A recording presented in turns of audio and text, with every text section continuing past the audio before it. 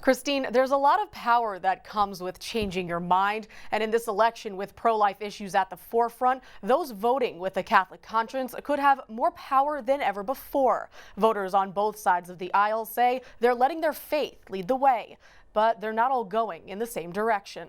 What's happening here is we have a non-Catholic who's actually upholding Catholic teaching and a Catholic who's undermining it. Perhaps you agree, perhaps you don't, but Chad Pecknold, an associate professor of theology at the Catholic University of America, is making his voice heard. I kind of got slotted into the never Trumper category. He's a swing voter. As a pro-life Catholic, Chad said he couldn't and didn't vote for President Trump in 2016.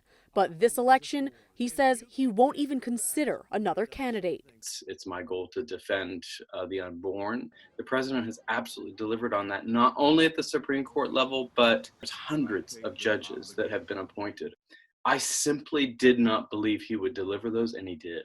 And he's not the only one who thinks so. Brian Burch, the president of Catholic Vote, also changed his mind. A courageous record of pro-life commitment. And I think all Catholics should look at that and say, you know, for those of us that were skeptical, we could not be happier to have been wrong. The pro-life movement has become more energized by President Trump's record on pro-life issues. But many Catholics believe being pro-life doesn't mean just being against abortion. I am a pro-life, pro-social justice, consistent ethnic Catholic, and neither party and neither candidate matches my values. In some ways, I'm politically homeless.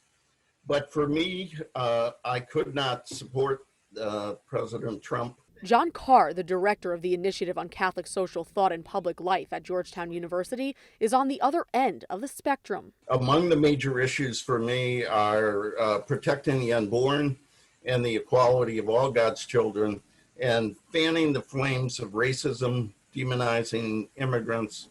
It's just been too much for me. And so I can't support President Trump. In recent decades, the Catholic vote has been essentially split down the middle, but at the same time, Catholics represent a significant part of the population in battleground states like Texas, Florida, and Pennsylvania. It's counties in those states that can decide this election. Christine?